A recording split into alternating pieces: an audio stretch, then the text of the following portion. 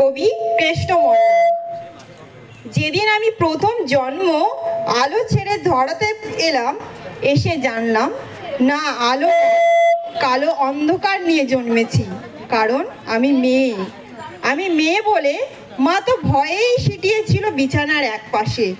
বাবা দুদিন আমার মুখও দর্শন করেননি, আমি মেয়ে বলে।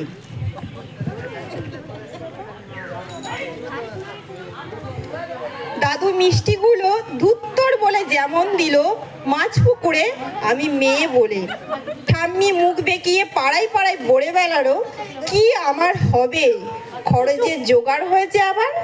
সুতিকা ঘরে টিম টিম করে জ্বলা আলোয় শুধু মা আমাকে প্রাণ ভরে দেখে বলতো, কেন এলি তুই শুধু আমার যন্ত্রণা বাড়াতে? জানিস না এরা ছেলে চাই, ছেলে। বংশের প্রদীপ, আত্মমর্যাদার প্রদীপ। দেখিস না ঘরে কেমন কাল বৈশাখীর মতন গুরু গম্ভীর মেঘ, কেমন অসহায় নিস্তব্ধতা। তোকে বড় হতে হবে, কিন্তু বড় হতে দেবে না, কিন্তু মানুষ হতে দেবে না। নারী সে তো সন্তান জন্মদানের যন্ত্র। সেই যন্ত্র হতেই পরে জন্ম নিল আমার অনুজা ভাই সুহাস। ঘরে যেন আলো এলো। সেদিন সারা ঘর সাজালো নানা রঙের আলোয়। উঠোন থেকে ঠাকুর ঘর, বাড়ির ছাদ থেকে তুলসী তলা। অন্নপ্রাশনের দিন কত লোক খেলো। জন্মদিনও পালিত হলো রাজকীয় ভাবে। কিন্তু আমার বেলায় থাক না, বলবো না। কারণ আমি মেয়ে বলেই স্কুলের গণ্ডিতেই শেষ হলো আমার জীবন। উচ্চ শিক্ষা কি দরকার আমার, একদিন তো পরের ঘরেই। কারণ আমি মেয়ে।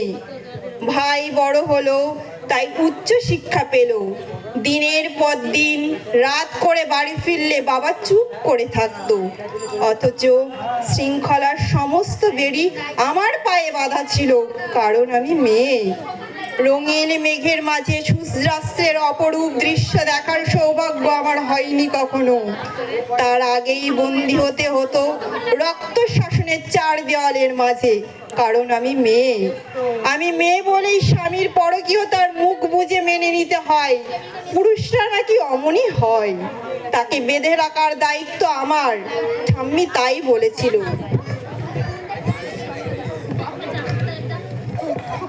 মা অকালে চলে গেল। পুরুষ শাসনের বেড়া ভেঙিয়ে, যেখানে আচার নেই, অত্যাচার নেই, ব্যভিচার নেই, লিঙ্গভেদ নেই, অপমান নেই মেয়ে বলে। নিয়মিত নিষ্ঠুর পরিহাসে ভাইয়ের থেকে বিতাড়িত বাবা একদিন মা বলে ডাকে, বলে আশ্রয় নিল আমার আঁচলের তলে। হ্যাঁ, আমি চোখের জলে মাতৃস্নেহে বুকে জড়িয়ে ধরি তাকে। আমি মেয়ে বলে, মমতা বেশি বলে।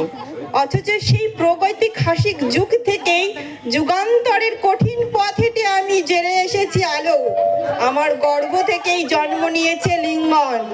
আমার গর্ভ থেকেই জন্ম নিয়েছে বিদ্যাসাগর। আমার গর্ভ থেকেই জন্ম নিয়েছে সুভাষচন্দ্র, আইনস্টাইন, রাজা রামমোহন রায়রা। অথচ বারবার আমাকেই পুড়ে মুড়ে সতী হতে হয়েছে সতীদেহে, কারণ আমি মেয়ে।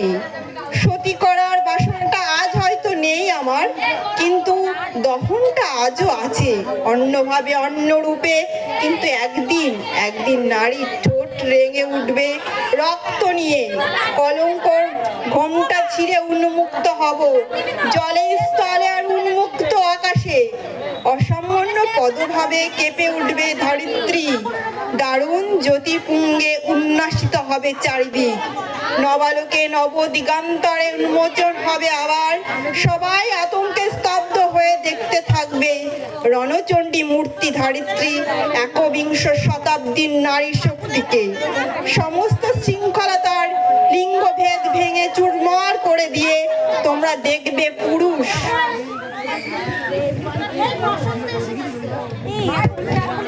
আমরাও মানুষ, রক্ত মাংসের মানুষ। নারী পুরুষের বিপরীত নয়, বরং পরিপূরক। আমি ছাড়া তুমি অসম্পূর্ণ, এ জগৎ অসম্পূর্ণ, সম্পূর্ণ রূপে অসম্পূর্ণ পৃথিবী। নমস্কার।